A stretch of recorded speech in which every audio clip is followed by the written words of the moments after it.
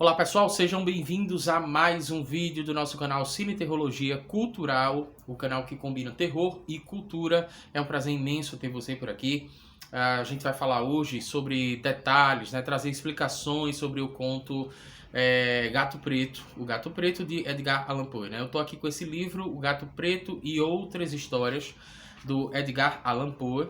E a tradução aqui é da Adriana Buzetti, tá? E por que eu tô falando desse negócio de tradução, né? Porque dependendo da tradução que você tiver aí, você vai ver algumas divergências nas palavras que a gente vai utilizar aqui, tá? Mas o sentido você vai perceber rapidamente que é o mesmo. Eu quis trazer esse vídeo aqui porque eu estava lendo agora há pouco o Edgar Allan Poe, estava lendo esse conto, inclusive na minha cadeira de balanço, né, que eu gosto de ler. E eu fiz algumas anotações aqui que eu queria dividir com você, que são anotações que eu fiz aqui que eu acho que tornaram o conto mais interessante. Esse conto, por exemplo, mais macabro. E me deram a outra percepção acerca desse conto que eu já tinha lido antes. Então eu vou te passar essas anotações que eu fiz justamente porque eu acho que também vai tornar o conto para você mais interessante. Então esse vídeo aqui, por exemplo, se você já leu o conto, esse vídeo vai ser interessante para você, tá? Porque vai te fornecer esses elementos. E se você não leu ainda o conto, você também pode continuar assistindo esse vídeo, porque você já vai ler com essa experiência, né? Dessas percepções e por aí vai. E eu te faço até, inclusive, o convite. Se você tiver esse conto aí na sua casa, algum livro que tem esse conto, você pode pausar esse vídeo, pega lá agora o livro, né? Abre no conto e aí a gente vai lendo juntos, né? Eu não vou ler o conto todo, mas eu vou ler alguns trechos aqui e vou trazer algumas considerações. Te passar as anotações que eu fiz aqui, tá? Então, a primeira informação que eu quero te passar é que esse conto foi escrito, ele foi lançado em 1843. E essa informação, durante o vídeo, você vai ver o quanto que essa informação é importante, tá? 1843, não esquece essa data. O Edgar Allan Poe, ele começa escrevendo o seguinte, logo no início. Lembrando que eu não vou ler o conto todo, mas vou ler alguns trechos. Logo no início eu queria ler o seguinte. O início do conto. Nessa narrativa tão simples quanto extravagante que estou prestes a escrever, nem espero, nem peço que acredite. Eu seria louco se o fizesse. Em um caso em que meus próprios sentidos rejeitam as provas. Não sou louco, nem estou sonhando. Deixa eu fazer logo uma observação aqui, porque a pergunta é o seguinte. Você já viu algum louco dizer que é louco, por exemplo? Você já viu algum louco dizer, olha, eu sou louco enfim, esse movimento, na verdade, ele não existe. Hoje se compreende mais, a partir da abordagem, né, se compreende mais que existe uma aceitação acerca de determinadas percepções, como na psicanálise a gente entende como estrutura de personalidade psicótica e tal. Então é possível que a pessoa chegue a esse entendimento, mas ainda assim ela vai ter dificuldade em entender se é um delírio ou se não é um delírio, né? Se é uma alucinação ou se é a vida real, tá? Então existe essa confusão, dependendo, por exemplo, da subcategoria da psicose. Por que eu estou falando isso para você? Porque eu tenho a impressão que essa é uma das interpretações possíveis desse conto. A questão da loucura do autor. Então a gente pode considerar, por exemplo, que o autor não é, o narrador aqui, ele não é confiável. Quando ele fala não sou louco, nem estou sonhando, para mim, principalmente quando você chega no final da narrativa, isso acaba não tendo muita importância. Porque é como se uma pessoa que todo mundo está vendo que essa pessoa tem uma alucinação, essa pessoa estivesse dizendo, não, eu não estou alucinado, tá? Eu estou falando a verdade. E aí você fica naquele misto, bom, não sei se está falando a verdade mesmo não, mas vamos lá. Continuando aqui, ele diz o seguinte, não sou louco, nem estou sonhando, mas amanhã estarei morto e hoje quero descarregar minha alma. Então você já percebe aqui uma influência muito grande do autor da Igreja Católica. Por quê? Porque aqui ele tem uma questão de confissão de pecados. Quando você vai para as doutrinas mais protestantes, você, na verdade, tem uma confissão que é como se fosse uma declaração de que Jesus Cristo é o único e suficiente salvador da vida daquela pessoa, mas não necessariamente a pessoa precisa colocar para fora os pecados. Ela não precisa falar sobre o que ela fez de errado. E aí entende-se por essa percepção de que a pessoa estaria salva. Neste caso aqui, a gente vê clara influência da Igreja Católica, porque ele fala o seguinte: olha, amanhã eu vou estar morto e hoje eu quero descarregar a minha alma. Não é descarregar nem do ponto de vista psicológico, isso também, mas é descarregar no sentido de quero garantir que eu vou para o céu e por isso eu vou confessar a história que aconteceu, a história verdadeira e tal. E que a gente fica sem saber se é verdadeiro ou não, porque abre margem para outras interpretações. Então, você vê aqui uma influência interessantíssima da Igreja Católica, né? Mais à frente um pouco, ele vai dizer o seguinte: depois, talvez, alguma inteligência poderá ser encontrada e reduzirá meu fantasma ao lugar comum. Alguma inteligência mais calma, mais lógica e muito menos nervosa que a minha, que perceberá nas circunstâncias que eu detalho com assombro nada mais do que uma sucessão ordinária de causas e efeitos muito naturais. Então, outro detalhe, aqui a gente já tem vários detalhes, né? Primeiro o seguinte, ele mesmo está se confessando que ele não está muito bem. Você já começa a ver, por exemplo, que sutilmente o narrador ele não está muito legal. Ele vai dizer que ele não é louco, ele vai dizer que ele não está...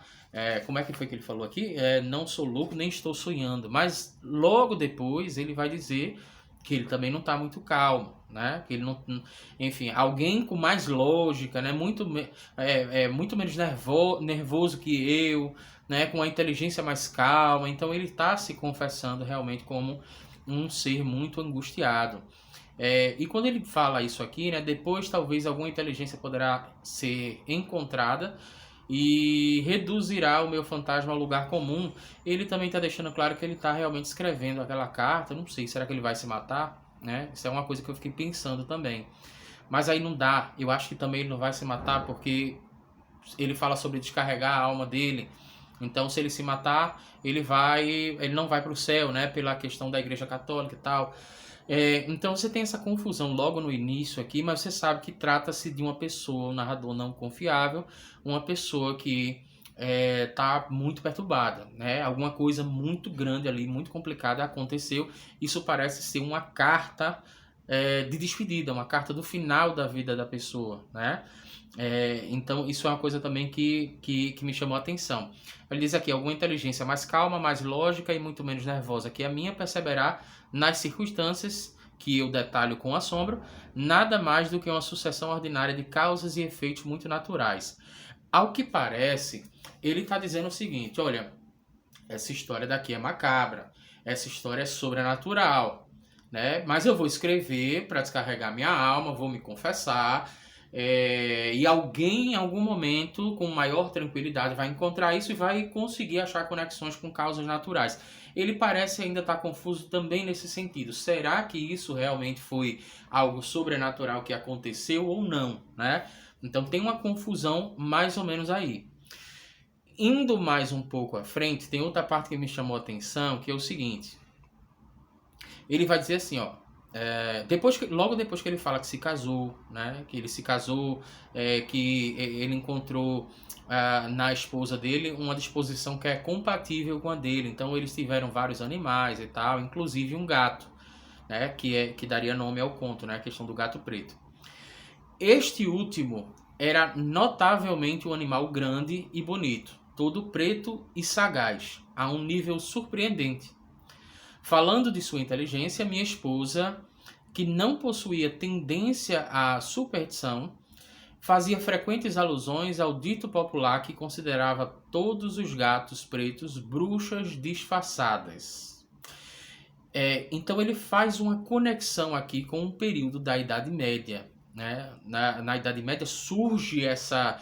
se populariza essa percepção de que o gato preto ele era uma bruxa disfarçada, né? Então, para você entender aqui o contexto, na Idade Média houve a questão da Inquisição, né, da Igreja Católica, perseguindo aí tudo aquilo que era contra a Igreja Católica, e várias pessoas consideradas, digamos assim, subversivas foram consideradas como bruxas, né? E a Igreja Católica perseguia essas pessoas, inclusive para matar. Isso é uma coisa histórica, inclusive você deve ter estudado isso no colégio, né? O que acontece? Nesse período surge a ideia de que não só surge, como se populariza de que o gato preto ele dá azar. Porque o gato preto seria, então, na Idade Média, compreendido como bruxas disfarçadas, né? Pessoas que tinham poderes sobrenaturais, como as bruxas, que poderiam se disfarçar para fugir da Igreja Católica. Inclusive teve um Papa Inocêncio, né? Que é o Papa Inocêncio VIII. Ele promoveu uma verdadeira perseguição na época da Inquisição, uma perseguição aos gatos, né? Então esse Papa Inocêncio, o negócio era tão intenso que o Papa Inocêncio VIII, no caso, ele incentivou pessoas a caçarem, mobilizou a igreja a caçar gatos pretos para matar. Então sentia muito, isso aconteceu no século XV, e se tinha muito essa percepção, isso foi uma coisa tão forte, que isso acabou propagando inclusive até para dias atuais, né? Como, por exemplo, ainda hoje tem gente que entende que o gato preto, ele dá azar, tá? Aqui a gente tá falando de 1843, por isso que eu chamei a atenção do ano. Você vê que isso ainda estava muito latente, né? Ainda estava muito latente e ele faz não um comentário, ele não vai dizer que ele acredita que aquele gato preto era bruxa, mas que a esposa dele fazia essas alusões frequentes, né, a esse dito popular que considerava os gatos pretos como bruxas disfarçadas. Isso, de certa forma, também a gente pode entender que no conto existe também uma influência da percepção da Igreja Católica aqui, tá? Mais à frente um pouquinho, ele já falou o nome do gato, que em algumas traduções o gato vai ser Plutão. Em outras traduções o gato vai ser Pluto, tá? Nessa tradução aqui, o nome do gato é Pluto. Então ele diz o seguinte: quanto a Pluto, no entanto, eu ainda guardava preço suficiente para me impedir de maltratá-lo, já que não tive escrúpulos em maltratar os coelhos, o macaco e até o cachorro, quando, por acaso, ou para demonstrar carinho, eles vinham ao meu encontro.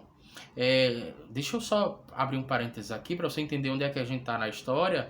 Ele vai dizer que ele começa a ficar um tanto quanto nervoso e a maltratar os animais e tal, mas o Plutão, ele ainda guardava um certo apreço, tá? Os outros animais, inclusive, chegavam próximos dele para pedir um carinho, alguma coisa assim, e ele batia, né, descia o sarrafo nos animais e tal.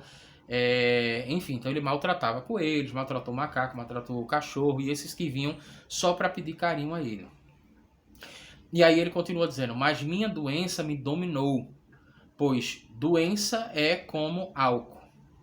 E finalmente, até Pluto, que estava ficando velho e consequentemente um pouco rabugento, até Pluto começou a experimentar os efeitos do meu mau humor. Então assim, ó, ele aqui não entende, até pela questão do período 1843, ele não entende que o alcoolismo é uma doença, mas ele faz uma comparação entre uma doença e o álcool, tá? É importante a gente saber disso. Entre uma doença e o álcool, ele faz essa comparação.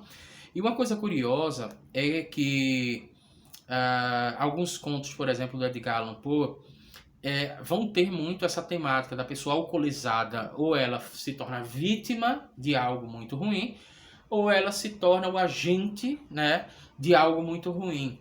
Neste caso daqui, a gente está vendo a transformação de uma pessoa que está com instabilidade de humor, justamente por causa da influência do álcool. Isso era algo da vida do próprio autor, porque o Poe, ele teve problemas com o alcoolismo, né? Ele desenvolveu um problema muito grande com o alcoolismo e talvez a gente pode entender aqui, até do ponto de vista psicanalítico, né, que ele tivesse colocando para fora também, através da arte, as suas próprias angústias. Talvez, a gente não sabe, eu pelo menos não sei dessa informação especificamente, mas talvez o Poe tivesse neste momento observando o quanto que o humor dele ficava instável quando ele estava alcoolizado, por exemplo. E aí talvez ele tivesse querendo escrever também, inserir esse elemento no conto, que possivelmente era algo que estava povoando a mente dele, né, e as suas reflexões e por aí vai.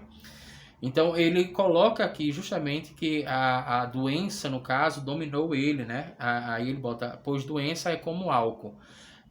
Não se tinha essa percepção de alcoolismo como doença, mas ele já começa considerando aqui o álcool como doença na medida que ele faz essa comparação aí, tá?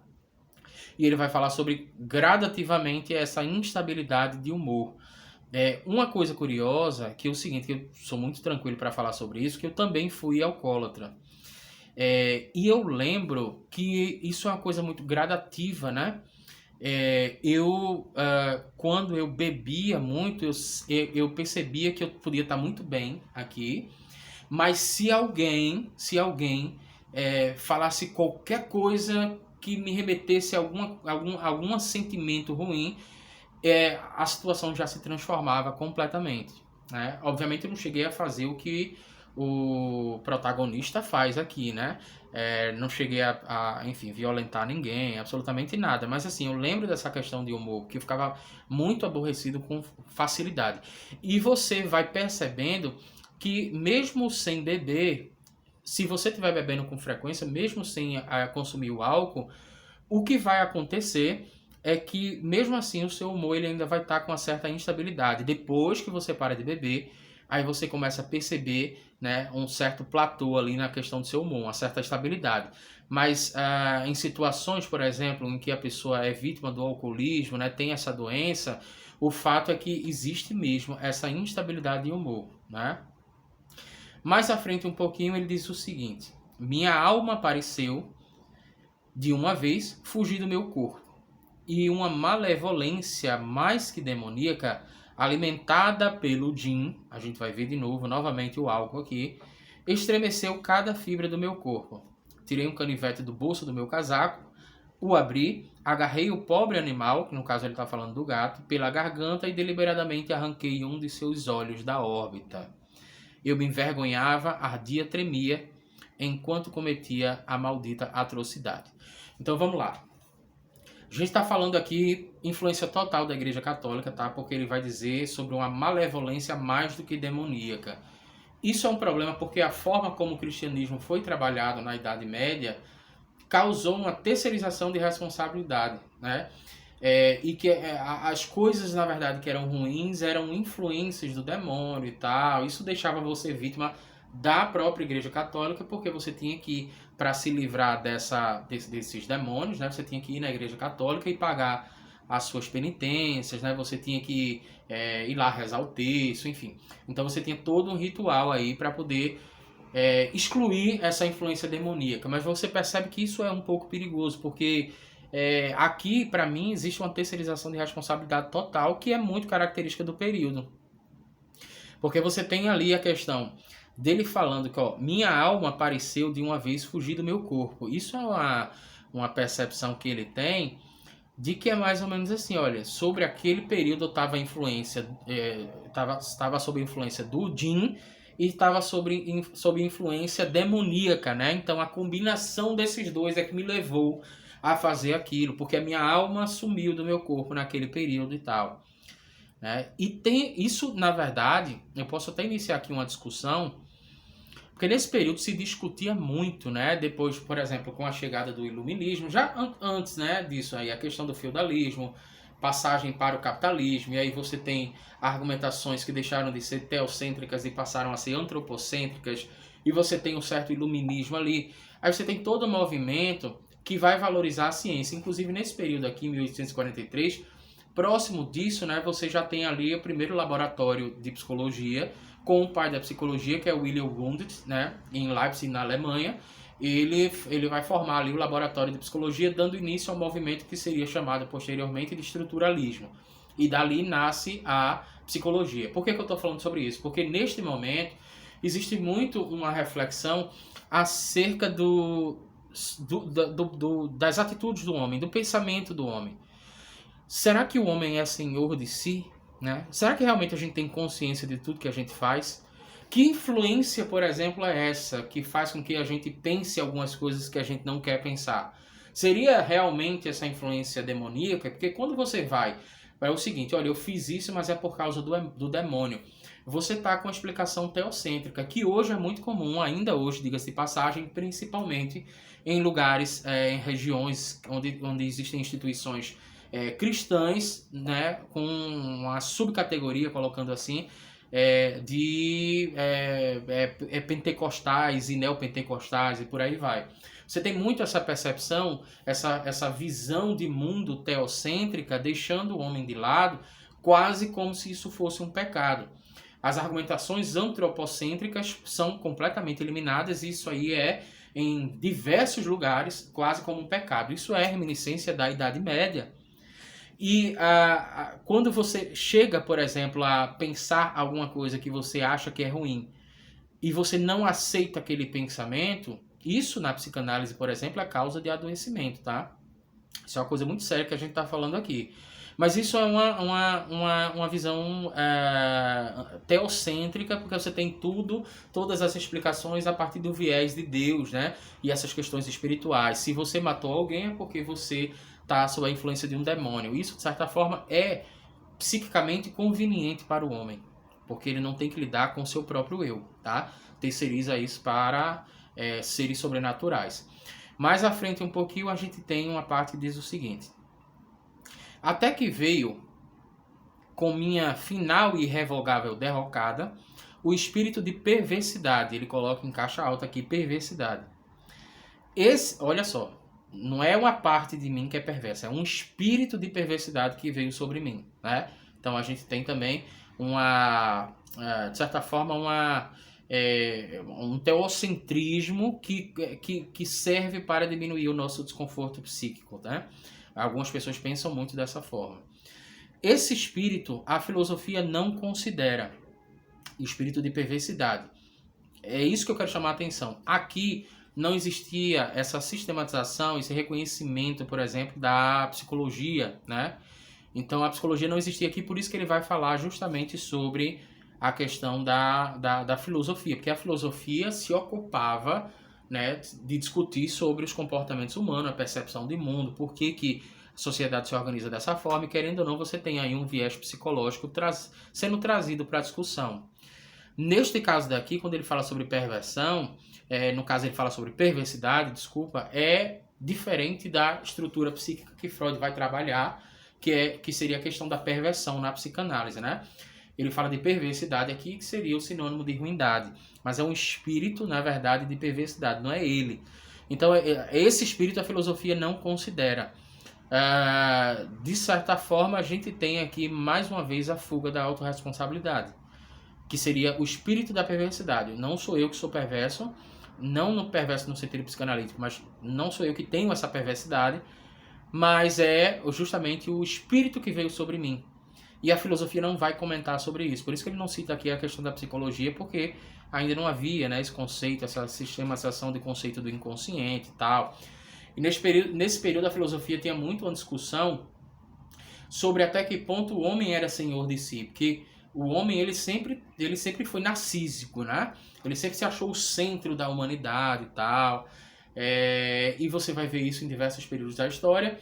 E você tem ali 3 feridas narcísicas, né? 2 delas tinham acontecido aqui, já, pelo que eu lembro. Uma delas é com Nicolau Copérnico, dizendo que a Terra não é o centro do universo. Olha, o homem é tão narcisista nesse aspecto que achou, em determinado momento, que o centro do universo fosse justamente a Terra. Nicolau Copérnico vai dizer que não. Aí você tem ali a Charles Darwin, né, com a evolução das espécies, né? Também causando aí uma ferida narcísica, principalmente numa cultura teocêntrica. E você tem também, posteriormente, depois desse conto aqui, né, quase 50 anos depois, você tem ali o Freud com a sistematização do conceito do inconsciente, trazendo aí, vamos colocar dessa forma, meio que uma teoria, uma comprovação de que o homem não é senhor de si. E nesse aspecto, você tem uma terceira ferida narcísica na humanidade. Porque como assim eu não escolho realmente aquilo que eu quero escolher? Como assim a forma como eu começo a agir frente a determinados estímulos não é o que eu escolho, não é a forma que eu escolho agir, mas é algo, uma instância. Que instância seria essa? Então se falava muito da questão da segunda consciência, e você tem também explicações mais teocêntricas que falavam sobre determinados espíritos e tal, que você ainda consegue ver hoje, como eu falei, em ambientes pentecostais e neopentecostais e por aí vai. Mais à frente aí, você tem aqui o seguinte: ele vai matar o gato, tá? E logo depois que ele mata o gato, a casa dele pega fogo. Aí você pode inclusive até pensar, poxa, mas a casa pegou fogo, então foi o gato, né? Então tem um elemento sobrenatural aí e tal. Ele já se antecipa aqui, o narrador vai dizer: estou acima da fraqueza de procurar estabelecer uma sequência de causa e efeito entre o desastre e a atrocidade. Mas estou detalhando uma sucessão de fatos e não quero deixar nenhum elo falho, né? O que me faz pensar que talvez vamos considerar que esse cara realmente está louco. Ele enlouqueceu depois do que aconteceu. Aí ele me parece estar alternando, né, com momentos de lucidez e com momentos realmente de momentos de lucidez e momentos de alucinação, tá? Mas aí me vem a pergunta, que seria o seguinte: o fato dele não considerar que uma coisa está ligada à outra poderia ser uma alucinação, por exemplo, porque fica muito claro aqui que uma coisa estaria ligada à outra, que realmente tem esse elemento sobrenatural. Mas uma outra percepção seria basicamente o seguinte: olha, então ele não está tão fora de si assim, tá? Porque pelo menos ele tem a consciência de que não foi apenas uma coincidência, não foi o gato, né? Até então, ele escrevendo aqui, ele não está tão fora de si. Isso parece também assim, dar uma certa credibilidade a ele, porque ele já tinha falado que ele estava bem confuso, e agora eu fiquei com a pulguinha atrás da orelha justamente aqui nesse período, né? Isso seria motivo de dar credibilidade ao narrador ou tirar a credibilidade do narrador? Já mais à frente, ele vai dizer num trecho o seguinte: esse pavor não era exatamente de um mal físico que ele pudesse me causar, embora eu não soubesse bem como defini-lo. Tenho quase vergonha de admitir. Sim, mesmo nessa cela de condenado, tenho quase vergonha de admitir. E o narrador, ele passa sutilmente, esse é o único trecho, né, fora esse o final, ele passa sutilmente uma informação que talvez tenha passado desapercebido para a maioria das pessoas, de onde é que ele está. De onde é que ele está escrevendo essa carta, né? De onde é que ele está redigindo esse texto, que seria justamente numa cela, porque ele está preso, que aqui ele já deixa evidente, né? Tenho quase vergonha de admitir, sim, mesmo nessa cela de condenado, tenho quase vergonha de admitir, né? Que o terror e o horror que o animal me inspirava haviam sido alimentados por uma das mais simples quimeras que seria possível conceber. Então, só para você se situar aqui, nesse período que ele está falando isso, ele acabou encontrando outro gato, porque ele mata o gato anterior, o Plutão, ou Pluto, e ele acaba encontrando outro gato, ele leva para casa, depois do incêndio, inclusive, agora eles já estão num lugar muito mais pobre, né? Eles já estão num lugar muito mais humilde, né? Ele mesmo chega a relatar isso aqui no conto. Então, ele realmente estão... Só que esse gato aqui é o seguinte, ele tem uma mancha branca. E essa mancha branca gradativamente vai se transformando numa forca, porque o gato anterior ele tinha assassinado com uma forca, né? Ele tinha enforcado o gato anterior, tá? Então, é isso que acontece. Aqui, mais à frente um pouquinho, a gente já está chegando no fim, ele vai dizer o seguinte: decidi emparedá-lo no porão, como se diz que os monges da Idade Média faziam com suas vítimas, né? Mais um conto que fala sobre emparedamento aqui. Ele vai fazer essa referência com a Idade Média, mas o que me chama a atenção é que o barril do amontilhado também tem uma questão de emparedamento, né? Inclusive aqui no canal a gente tem uma explicação detalhada acerca do barril do amontilhado. Então você tem mais um conto falando sobre a questão do emparedamento, e eu tenho a impressão, inclusive, que o Edgar Allan Poe foi lido pelo Carneiro Vilela, que acho que é o fundador da Academia Pernambucana de Letras. O Carneiro Vilela escreveu A Emparedada da Rua Nova, né? E essa emparedada acabou se transformando numa lenda urbana.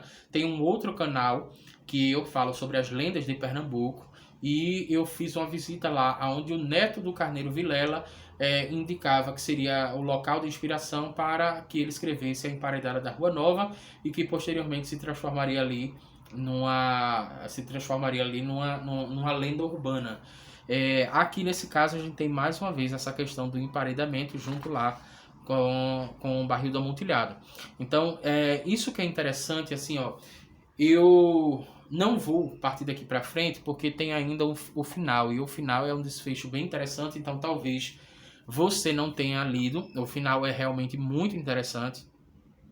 Mas eu queria dizer o seguinte, chega no final desse conto e eu fico sem saber. Da primeira vez que eu li, eu realmente confiei no narrador.